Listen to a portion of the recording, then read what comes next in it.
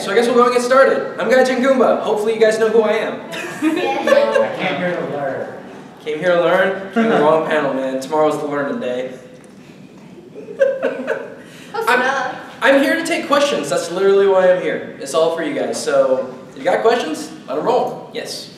How did you bring up the courage to actually upload your first video? How did you get that? When you have an idea of something that you think is really like, not only that you really like to do, but you think other people would like as well, you just kind of go for it, really. I'm going to talk about this in the panel tomorrow, but I mean, there's people that are going to say, oh, your video is terrible, etc., etc., etc. But it really is all about you wanting to do it and forget everyone else. I mean, not literally, because you want people to be involved with what you're doing, but the courage comes from you wanting to do it. Who else? Where did you start taking interest in Japanese culture and why? Oh geez, that's a story and a half.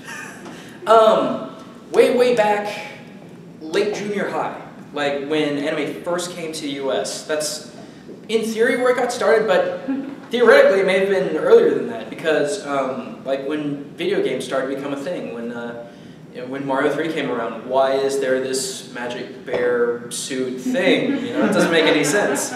So it kind of, I think in my subconscious it started there, but then when anime kicked in, I'm like, okay, I kind of want to understand what's beyond all this, you know? And it just became a personal quest, I suppose, to figure out what all this is. That led to my college education, that led to me being in the JET program for 2 years. And then coming back home when I was playing games again, because I didn't play a lot of games in Japan, because quite frankly, I don't think that games in Japan are like great. But when I came back here and started playing stuff, or even old stuff again, I'm like, I know what that means. I know what that means. I know what that means. I should tell the world, literally. And that's kind of where I got started. So, who else? By the way, totally limitless questions if you want to ask a whole bunch. What made you decide that you would want to come down to this somewhat small convention? Because I live here. I know Courtney Brooke really well. Like, yeah. I knew them long before I was Gaijin Goombah. So it's really, this whole process has been really interesting in that I'm still growing a whole lot. Like, I'm not at massive levels yet. I am semi-well-known. But because of that, there are some people who are really interested in what I have to do and what I have to say, and then there's some people who just aren't because I'm not big enough yet. So when people take interest in me when I'm still in my smaller phases, I take note of that, and I help people with that. I've done panels at A2F, I've done Konsplosion last year, probably going to do one next year as well, unless for some freakish reason I move. But it's just because I've already known a lot of the people, and they want to see me grow, and I kind of help them. So it's just a very symbiotic relationship. What else? Yes? Favorite anime? Give me a subgenre. Slice of life, sci-fi. Can I have one for each? Yeah. Okay. Favorite slice of life is probably going to be somewhere between Azumanga Daioh and Genshiken, but probably Genshiken, because it actually does a fairly good job of explaining what college-level otaku are really like. I was there. I actually went to 2 or 3 of the different clubs, and it really is like that. I don't know if it counts as sci-fi or historical, but Samurai 7 I really like. Ironically, I haven't seen the actual movie yet, which I need to do, but the way that the people are portrayed, the way the characters are built, really, really good. What else? Gurren Lagann. Like, when it comes to just crazy, insane. It's just, here's the thing. A big part of my interest in anime died when I was in Japan. And it's because, you know, we see all of this oversaturated garbage, and let's be honest, it really is garbage.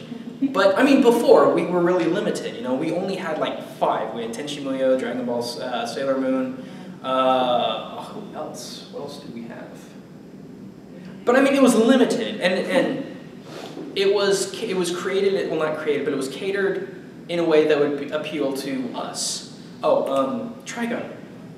Cowboy Bebop. Yeah.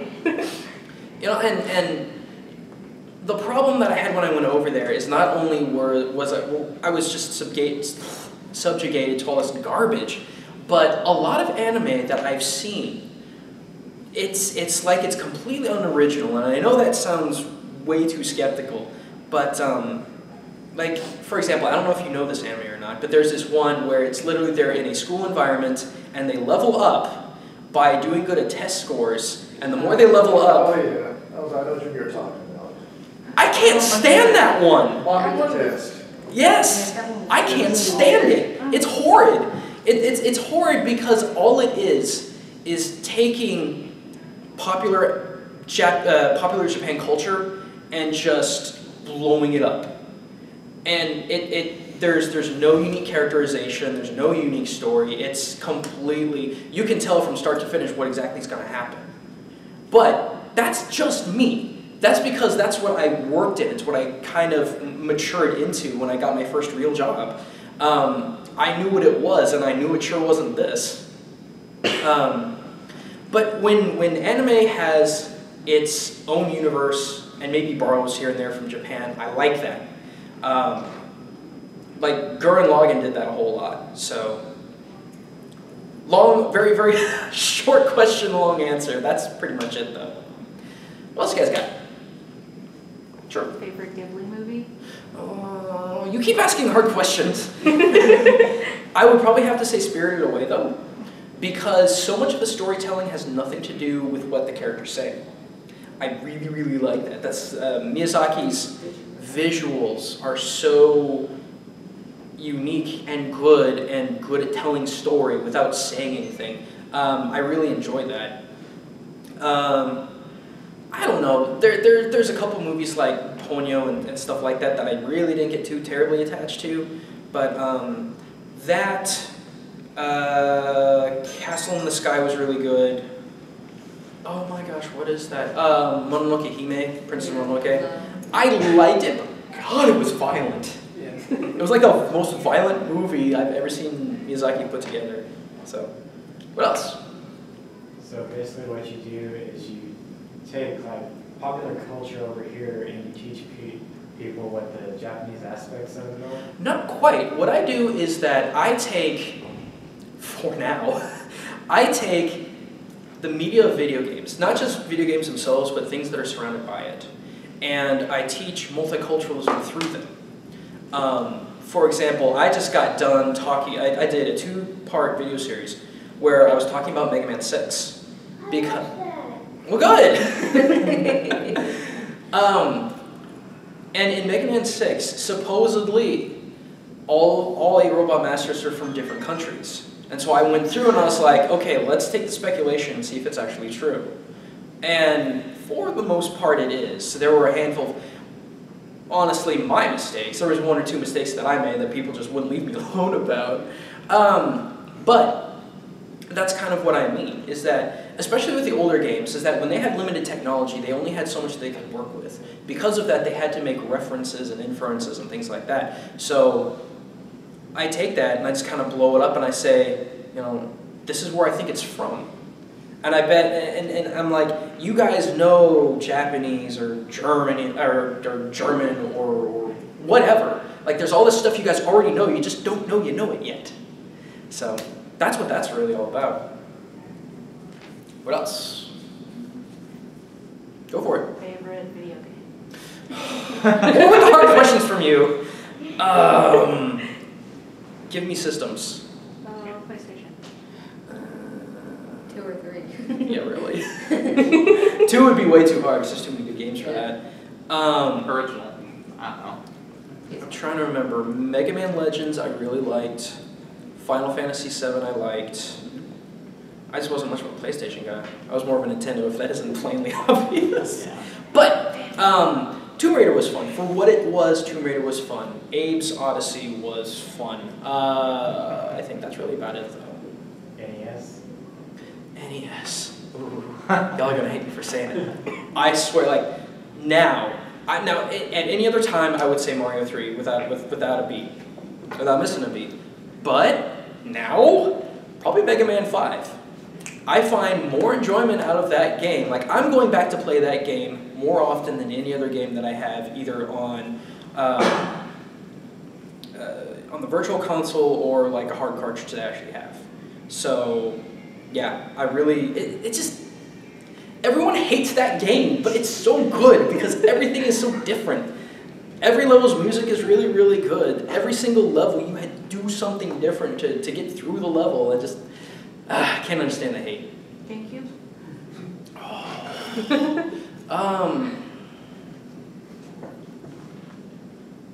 I really like Soul Calibur 2. I really like Soul Calibur 2. When I finish playing it, probably Thousand Year Door. Because I haven't gotten to play it yet.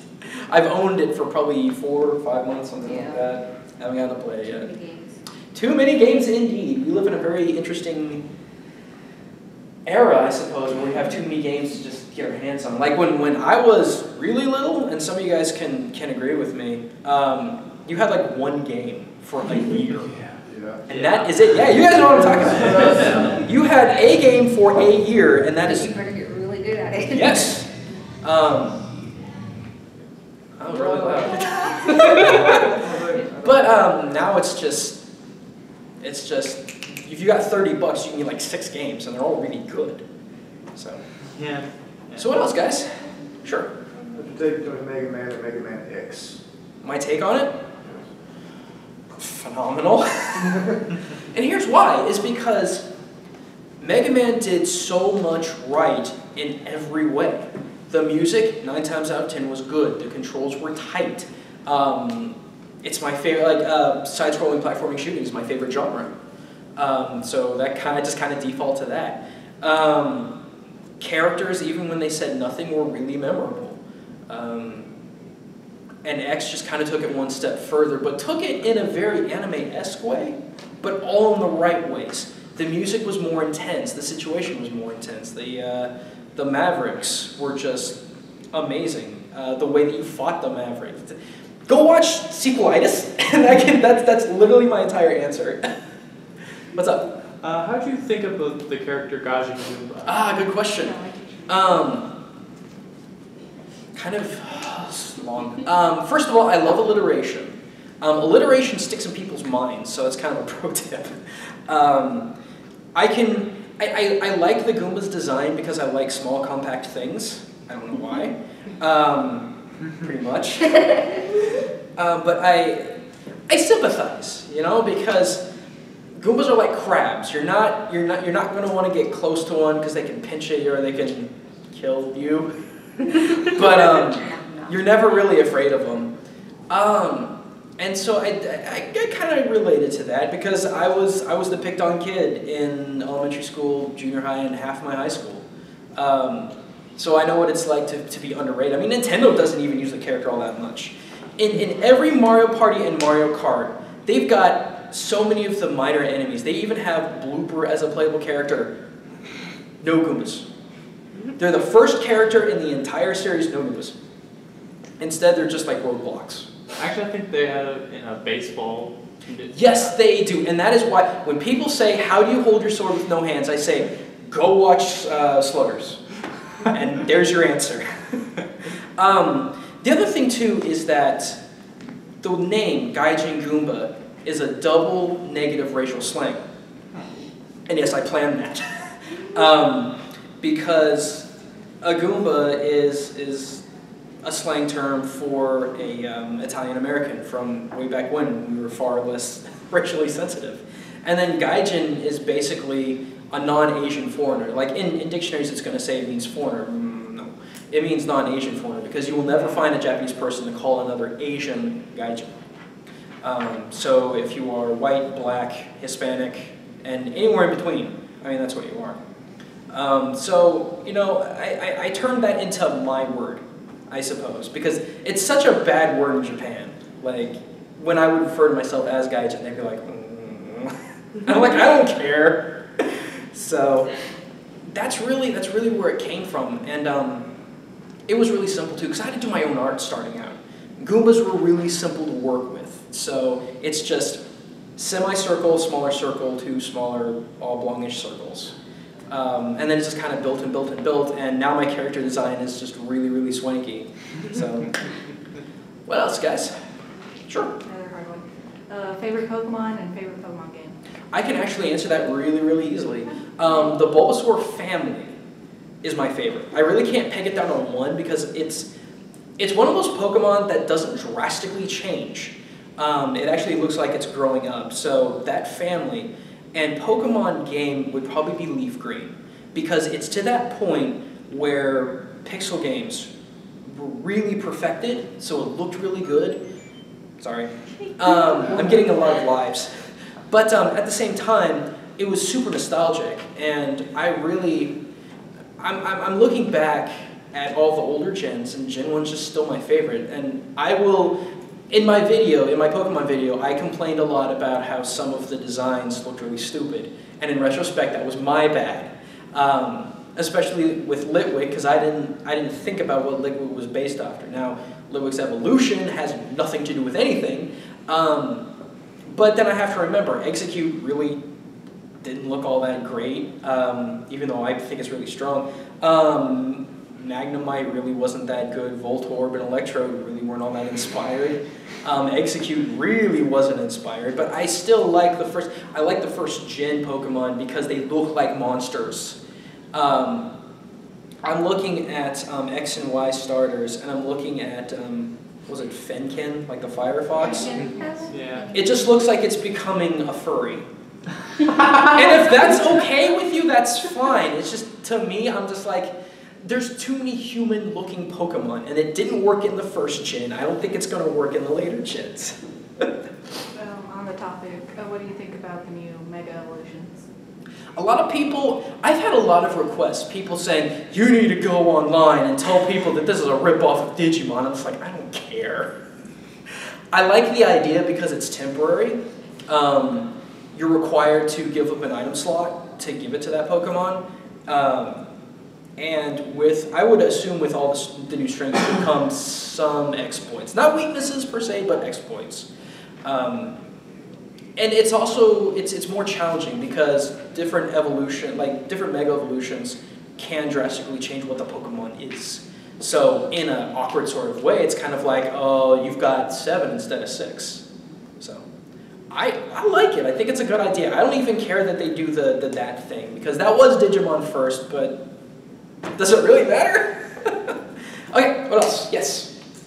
They're asking you a lot about like X and Y. I just want to know your total opinion on them, like on the whole thing. On the what? On the whole X and Y thing, like what do you think of all of it? Like as a whole, as games as a whole. Like, what do you? Oh, for games as a whole? The changes. Oh, I'm so sorry. I'm sorry. I've had a cold for like 3 days, so my ears are a little stuffed up. That's a really interesting question because a lot of people my age would say gaming is becoming worse. Because like I look at Xbox, the Xbox One exclusively, and then I look at PS4, and I'm like, this really isn't for me, because a lot of it, it's like I'm playing a movie, and if that's what you like, that's fine. It's just not for me. But I can't complain because with the advent of the indie market, and especially with Kickstarted games, I've got somewhere where I can go to. I've got somewhere I can enjoy. The new Shantae, Mighty No. 9, which you guys probably should know by now, I love to death. Rex Rocket, that's coming out. I think there's a new River City Ransom game that's on Kickstarter right now. And you just gotta gravitate to where you want to be. You gotta like what you want to like and forget what everyone else says. If someone came up to me and said that there's a fly. If someone came up to me and said you don't appreciate good games because you don't play modern games, I would say it's not about appreciation. It's just about what you like. Like for me, I don't get Titanfall. I don't get Titanfall. To me, it looks like an FPS that has a little bit of parkour, and the mech is nothing more than a different HUD. I am very much willing to be proven wrong. I love being proven wrong because that means I get to learn stuff. But I don't see much of a difference besides when you climb into a mech, you're shooting at smaller people, and then other normal size mechs. But I mean, you just got to do what you want. Like I was at GlitchCon, and I actually raised that kind of question to Charles Martinet and Steve Downes, which are like the two opposite sides for the characters that they play, and they're just like, you just gotta like what you like, and it makes perfect sense. So, what else? Do you think that, especially in today's HD, high graphic, 1080p world, that well-built 16-bit, 8-bit pixel games can still hold up in today's market? 100% definitely, because they are. That's the amazing thing. Like the Flash games I've seen, yeah, they hold up really well, but they're more independent. Sure, but I mean, I think that's great. Like, I watched one of Keiji Inafune's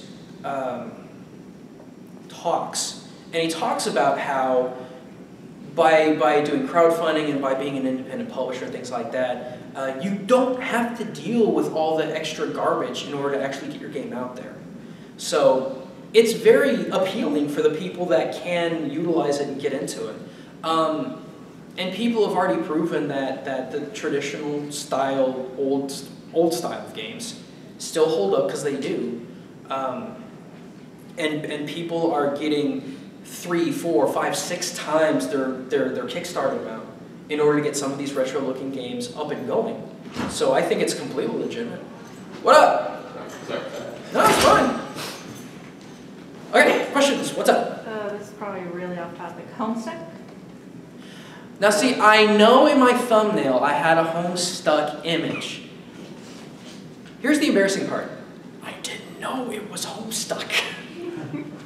I did a search for like gamer couples, and I thought this is really cute. And then I just had all these Homestuck fans coming in and like, oh my god, I know you know Homestuck. I don't know Homestuck. I'm not gonna say anything bad about it because I just don't know it. But apparently I'm appealing to markets that I didn't know existed. I'll give anything a chance, but I just don't know much about it, and I realized that was my own fault. In fact, I had a couple people say, it's interesting that you chose one of the most unstable relationships within Homestuck, and I'm like, I didn't mean to. So what else? Let me get a drink real quick. The picture it said otherwise. I know, it was a really cute picture, that's kind of why I went with it. What else? This kind of backtracks a little bit, but since we was talking about the different areas, what do you think about the whole evolution of Final Fantasy? Final Fantasy. This is going to be a real treat for you guys and any of you watching on your computers or at home. Final Fantasy since 7, debatably, was not made with a foreign market in mind. Every Final Fantasy, in my honest to God opinion, every Final Fantasy since 7 on had no thought put into the world market, particularly in the West. Now, is that bad? Not necessarily, because there are some people that really like that. And if they like that, that's fine. It's just, I hate convoluted stories. If I'm going to get sucked into a story, I like to know what's going on in the story. That's why when people say, do you like Kingdom Hearts? I like the first one, because I understood what was going on. Final Fantasy, though, is getting so pulled into what is Japan that even the Japanese are getting sick of it. There's no, seriously, I can't remember if it was Kotaku or if it was another article, but there was just this outcry when people saw Final Fantasy. Are we up to 15 now? Like we gotta skip the MMO. They're like 14 on. 14 is the newest. Yeah. But there's 13. Isn't 14 the new MMO, or is that completely non? 14 is the new MMO, but Lightning Returns is coming out soon as well. Right, and it's the one after that. 13. Yeah. 15's in development. Yeah, but like the emergency vehicles, they're Japanese emergency vehicles. Like on the streets, the overpasses, the signs, everything. You would see it in Japan. I did, and that's why I'm sitting here thinking, Japan really doesn't have anyone else in mind for this except for the domestic audience, which is fine. You know, I mean, if people do that, I mean, When people freaked out, Metal Gear Solid 5's Quiet, the sniper chick who's really scantily clad, it was Kojima, just straight up said, I want people to buy her figure and to cosplay as her. He's got the Japanese domestic market in mind. I can't fault him for that, because that's his target. And if Square Enix is really making Final Fantasy, like I think that they are, is making Final Fantasy specifically in the mind frame of selling to other Japanese, fine. It's just, Final Fantasy is not a game series you can just pick up anymore. I honestly think that. You have to have a certain taste in video games, particularly one that leans heavily towards not only liking stuff that's involving Japan, but understanding what it's about. Midgar was a really good example in Final Fantasy VII about how it's basically micro-Japan. In little small ways, like the, I don't remember the district, but there was that, Like District 5, District 8, Sector 8, or any of them, like Love's Avenue, any of those? Yeah. The Loveless Avenue is what I'm specifically thinking. Like, it even had kanji for crying out loud. Like, it was just woman, woman, woman, woman. Yeah. And I'm thinking, and see, that's what I mean. That's kind of why I started why I started Game Exchange, is because, oh my gosh, that actually means something. Anyway, I'm digressing, and that's Ronnie's job. But I'm glad someone got the joke. But anyway, there is there's like a fast food, looks like a bar that you go and you have like 3 different meal sets you pick. That's Japan. Yoshinoi is a lot like that, where you just have bar stools and people come up, take your order, you get your food, you eat, you leave. And then that brothel, for lack of a better word, I mean, it exists. It's illegal. It's all kinds of illegal over there, but those things exist. But really, that's just kind of that's my feels for Final Fantasy, is that the older ones you really could just pick it up. It's the same. It kind of goes back to my love-hate relationship with anime, because if it's just blatant Japan recycling, I just don't care. But when it's unique and it has its own world, and it did for the longest time, Final Fantasy had that. They had their own mythos, they had their own universe, they had their own. I don't know if it was really a pantheon, but I mean they were original. You know, you had colored mages, you had fighters, and even though it seemed really traditional fantasy, it still had its uniqueness to it. And then starting 7, there's like no more, and with the debatable exception of 10.2 and 9. 9 more so than 10.2, but 10 and 10.2. I'm gonna leave that on the table. So yes. So what's your opinion on the Nintendo 2D or 2D? 2DS. The 2DS. I don't hate it. Like, a lot of people were freaking out going, this is the worst idea ever. I'm like, it's for people that don't have a 3DS that want a budget system. I just kind of don't like the design because you can't close it, so you can't protect the screens. And people are saying, well, this is meant for a younger audience. And I'm thinking, there's no screen protection.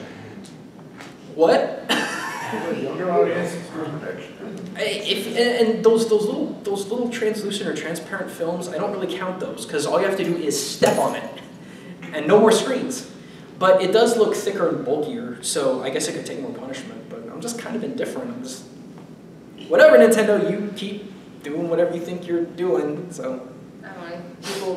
If people are buying their 2-year-olds iPads, then we call yeah.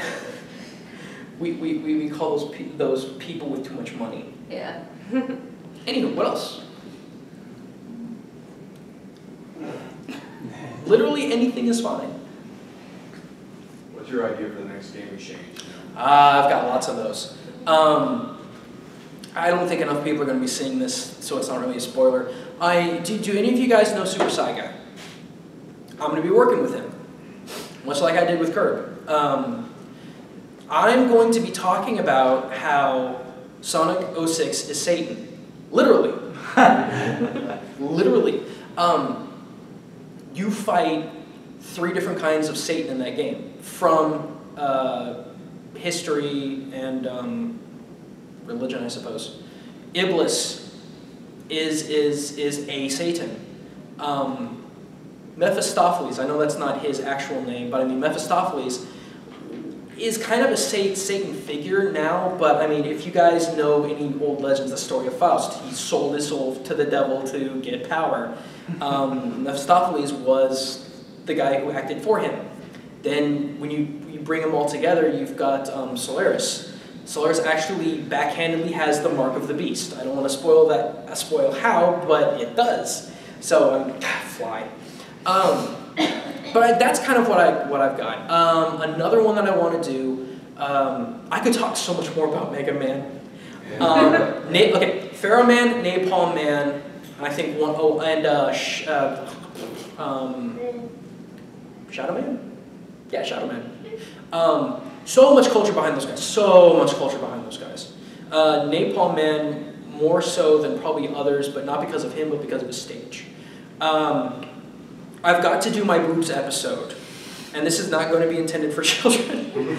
But I think it's important to talk about because our views in America about what's acceptable and what isn't is very drastically different from what is in Japan. And it's only drastically different because of our perception of it, because of our, for lack of a better word, Quaker upbringing. Japan is far more comfortable with certain things than we are over here, and that's why there's been this trickle-down effect. It blows my mind. Like, you guys remember all of the flack that Dragon's Crown got when it came out? Completely unnecessary. Yeah. I wish I could just have backhanded freaking Kotaku for every one of their entirely narrow-minded articles. Because, ironically, being the ones who are supposed to be, we bring information from Japan, they don't think like Japanese, like, at all. It's not only more accepted, and not only is that sort of thing accepted more in Japan than it is here, it's a punchline 9 times out of 10. And I've talked about that in other videos. You guys know where I'm coming from on this. So it's harping on the issue more, but really explaining why. Like, if you saw my synthetic relationship video, I took a very negative look at how that is. And I want to go back and I want to look at it objectively without opinion. Because there's a lot to talk about and there's a lot to understand as to why this kind of thing exists. Why is Ivy and Taki from Soul Calibur acceptable? Because I think they are. Why is Dragon's Crown acceptable? I think it is. And I think it's a heck of a lot more logically, and if we're going to talk biologically, more acceptable than games like Mortal Kombat, GTA, and whatnot, where you're it's killing your own race versus reproducing. And I want to make that biological argument, because it's more natural to do that than it is to kill each other. Other stuff. I want to talk about Shantae. Like, I've already started researching about where exactly this Shantae's story, like, where in the world could it be? And I've got some hunches, but I'm not really quite sure, and I'm trying to get some help on that. So, that's what I got for ideas. So, good question. Also, another thing. Have you ever thought of doing something like how Matt Pack did something about Chrono Trigger? Have you ever thought of using a Japanese reference for that episode? I need to look at it more, and it's her favorite game, so you just gave her ideas. Okay. Love that I want to game. look at, see, here's the problem, is that I want to look at more games, and 9 times out of 10, the games that I analyze, I don't necessarily have to play. I just have to know what they're about conceptually. But Chrono Trigger just goes in so many different directions. I would definitely need her help on that, because it's maybe some Japanese, but it's also prehistoric. Medieval, Yeah. yes. All that. But see, the problem is MatPat really nailed a lot of those in which one was it? When Time travel. well, it wasn't the time travel episode. It was the episode where he said that what happens to Chrono is basically a reflection of what happened during Christ's life. He's already got it. So I don't know what else I could possibly add to it, but so much of it is historical, and he does it so much better than I do. He's got the buttery voice. He does have a buttery voice. What else you guys got? I'll play off this one because it can go for both of you guys. What's your opinion between Chrono Trigger and the Chrono Cross?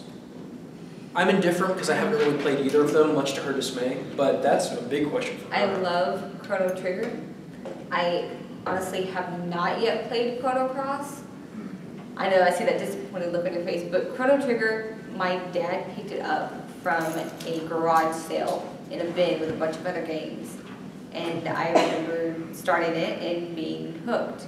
My save file on my SNES cartridge was over 400 saves, max stats, like every stat, star, every character, star level, and I could kill just anything just so the normal hit would be a critical. So I played that game a little too much, probably. I've yet to beat the DS version simply because I don't want it to end. Because I get very emotional no matter what ending I get. I love that game to bits and pieces. And the Lavos scream still terrifies me to this day. It gets me every time. Right in the feels. She told me one time that Braid may become her new favorite game. And then I played the Lavos Roar, and I proved her wrong. Yeah, it's second favorite. Yeah. What's up? Change in the Pokemon Mystery Dungeon series, like the first ones to the newer ones now. I actually haven't played it. Aw. I'm sorry. I have way too many games to play. That is a big problem that we have. Like a lot of people keep asking me, when are you gonna talk about Shin Megami Tensei? When are you gonna talk about Persona? It's so dense. It's so dense, yet I can't find anything. Because a lot of what I've seen thus far, and I could be completely wrong because I still haven't played the game yet, I just don't know when I'm going to have the time to sit down and play. It's one of those games I have to play, really, in order to analyze it. And the problem that I'm having is that I'm finding a lot of characters who are just named after different historical figures or folklore figures. And that's it. That's the only parallel that I can find with them, so that makes it really, really hard. Like with Okami, it was so super easy, because it wasn't just their name, but it was their appearance, it was how they acted in the game, what they did. That was really easy to figure out. Shin Megami Tensei stuff, not so much. It's a lot harder for me, and I'm not sure why, but... sorry, but no, I haven't played anything. Oh, God. I don't know what to talk about with Posada. Date actually existed, I will give you that, but... What else you guys got? I think we're running a little bit out of time, so... Because we started at 2:45 and it's 2:30? 3:30? Almost 3:30. So we got maybe 15 minutes, something like that, so... Anything else, guys? Sure. Probably a long question for this one, but how does the storyline between Xenogears and Xenosaga coincide? I know Saga's supposed to be the prequel to Gears. Is Gears actually the ending of that story or what? I don't know. Now I played Gears a good way through. I haven't picked up Saga. I haven't been able to pick up a lot of RPGs. Even in the last 10 years, I haven't been able to really pick those up. But I thought Xenosaga was like way into the future, like 6 digits into the future. And I was under the suspicion that Gears took place in a kind of pseudo-medieval, but kind of not futuristic society, so... That's the deal with Xenogears, is the Gears technology and all that was crash landed onto the planet. It's all backdated. Whereas Xenosaga, like I said, as far as I know, is the actual setup for Xenogears. Because where how Xenosaga ends is they're actually heading after. Well, that's probably, unfortunately, more of a Map Pack question, because that's... trying to figure out dates and stuff, that really is more of his thing, but I really don't know. But that's an interesting thing to pick up on. Yeah. Do you plan to do any like videos with other people, like how you appeared in that one game theory episode? Do you plan on doing that anymore? No, I'm still doing that. I did it with Curvifer.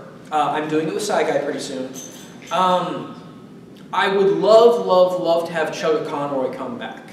He was a lot of fun to work with. Really stand-up guy. He's already said that he wants to come back in. So definitely him. Love to have Curve again, but I don't know what we would talk about.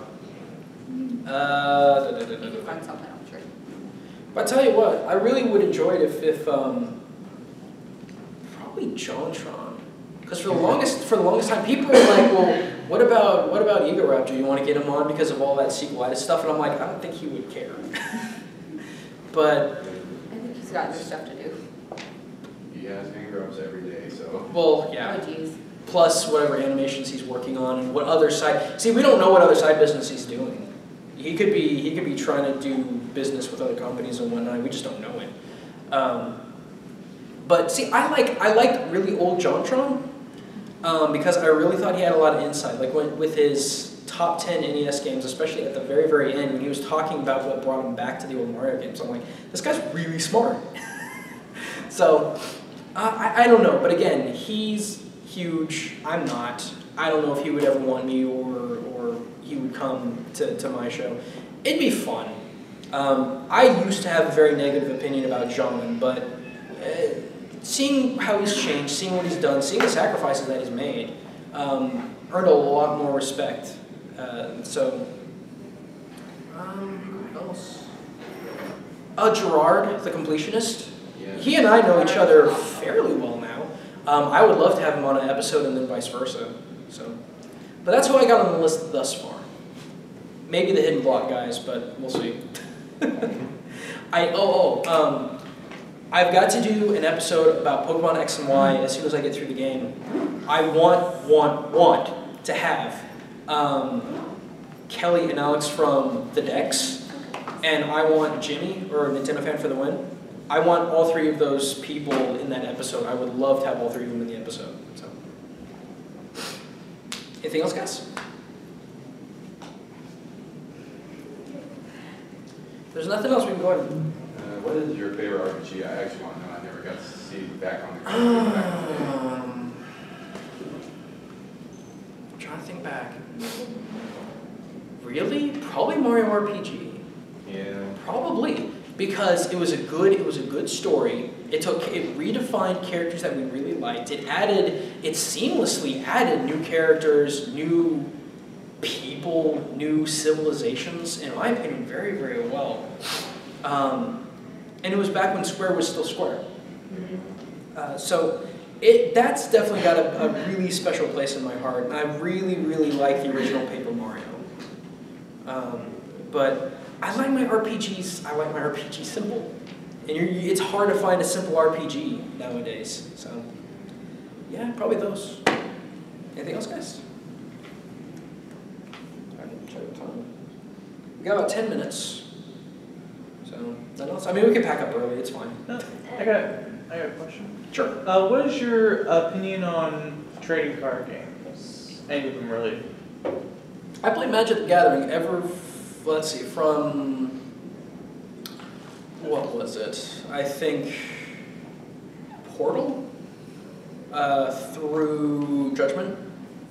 I like them because even she and I will play them from time to time together. But I'm not huge into them. That's just the thing.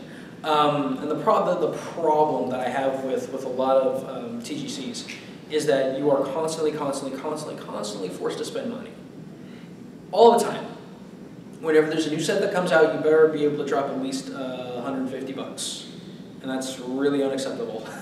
So, I like them. I used to play them a lot. Don't so much anymore. So, but they're still fun. Like, this might be a little old for you guys or not, but Mage Knight, Mech Warrior, some of the different Clicks games.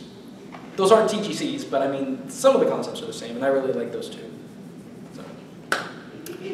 Anything else, guys? Sure. What's your opinion on crossovers? Come on up, Jay, come on up. Okay. By the way, you need to be on crossover. Okay. Hello. This guy right here is actually doing a series about crossovers, pretty much. Now, are we talking games or are we talking about other people's shows?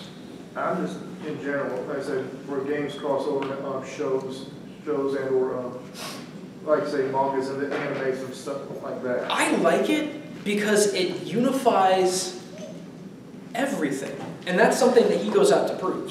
See, he's got a show called Crossover. It just kind of it's very appropriately named. But what do you want to know? Literally, I hate to sound like a dick here, but I think I know more about crossovers than probably anybody on the planet because nobody else does it.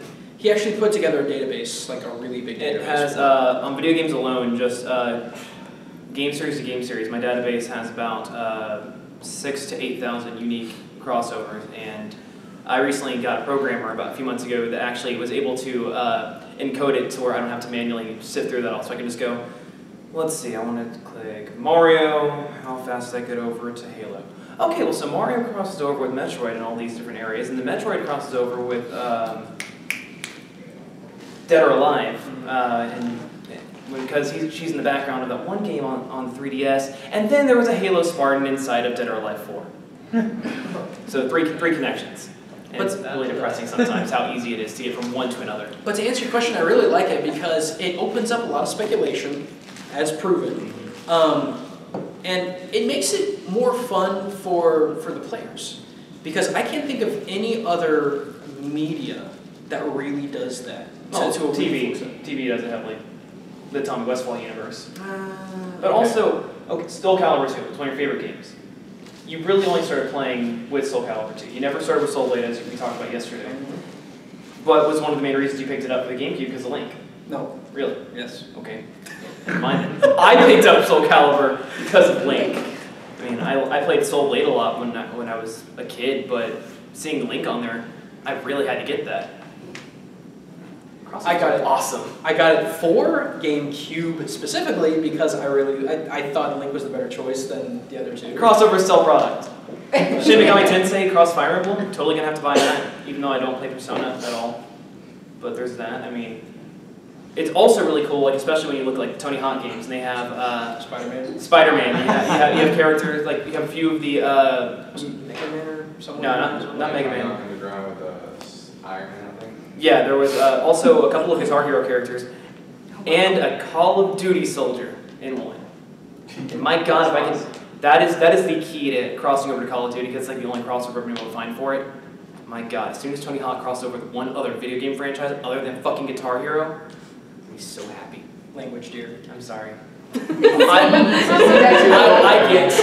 get very, very excited when it comes to crossovers. And that's what I'm talking about. That's why crossovers in video games are so good because it energizes the user base. I'm gonna go sit down now. Okay, this is your show. Yes. What's your opinion on creepypasta? Oh. They're ghost stories, guys. But they're ghost stories that are even less plausible, which is why I can't get into them. I understand the concept, and people go to great lengths to try to make them seem real, and I respect that a lot. It's just, I don't go all Yuri of Wind and like go really deep into it to disprove or otherwise. But I mean, I honestly don't think it's for my generation, because it's too impractical. The whole binge round thing, I'm like, okay, what? The only video game YouTuber who actually really went deep with it, really other than Yuri the Wind, is the Peanut Butter Gamer. I wish you would talk to me. He follows me on Twitter, but he never talks. Anyway. Talk to me, PBD. Anywho, but they're okay. I don't hate them. I don't think they're pointless. Well, they serve a point. It's not very deep. But they're okay. You know, they're just stories. They're just like campfire stories. Yeah. So, anything else, guys? What's up? What's some of the hardest games personally you've ever played on Super Nintendo or NES? Battletoads. Yeah. You know what's really kind of cool though? Over in Arcadia, where I keep plugging, over in Fayetteville, they've got a Battletoads machine where it literally is just a beat 'em up, like nothing else. And it's so good. Battletoads is really hard. What are some really obscure ones? Do what? I actually haven't played that. It's very hard. Jackal was hard. Jackal's crazy hard. Mario 2, the real Mario 2 is crazy hard. Awesome. Contra 3, the Alien Wars. Contra anything. Say Contra. Well, let's go. People see Ninja Gaiden, but Ninja Gaiden, I yeah. came that close to beating it. Literally that close. And then you get to Ninja Gaiden like 2 and 3, and you don't have unlimited continues, and you're really screwed. Yeah. There was one, I can't remember what it was called. Oh, but there's Space Invaders. Space Invaders. You get to that one, you never hit it. Yeah. You never hit it. Unless you're lucky. I'm going really far back, but like Battle Tank, or not Battle Tanks. Battle Tanks was a lot of fun actually. Battle Zone. Yeah. That is a tank simulator. That game is hard. Oh, it's hard. With the stupid missiles. Anything between Atari and 1990s NES. Really, that's just stupid crazy hard. Oh, the ET games. We don't speak of that horrid atrocity. That's not hard. Besides that, Ingrid Beerdinger is going to make a movie about that one. He already did. Well, he hasn't released it yet. He did a small public release, to my understanding. Like so. But yeah, that's not like everywhere yet. But yeah, there's this one, Abadox. Freaking impossible. If anyone can beat that game, they have my utter respect. But there's another game that was a lot like Abadox, but it was like space. So I can't remember. I have to go look it up. But yeah. Have you ever attempted I Want to Be the Guy? No. Not yet. Yes. Have you ever heard of Surgeon Simulator? Oh, of what? Surgeon Simulator. Oh. That game. I haven't played it yet, and I think I need to. I need to. I want her to play it and me record it. But what was it? I played something on the Wii that was kind of like it, but yes, Trauma that Center. one. It was like you were pretty good at it. it was like the EKG, and it was like, oh, you have to do this, and I'm like, wait, what do you mean? I'm like, oh, you actually have to move your hands. Gotcha. I'm like, this feels really awkward. I like the DS one better. I'm like, well, yeah, because you're just. Yeah, I know, it's a lot easier. I like it better. I feel weird doing this. Yeah, it is pretty it's just, weird. One more question, actually. What is one of your favorite Atlas games?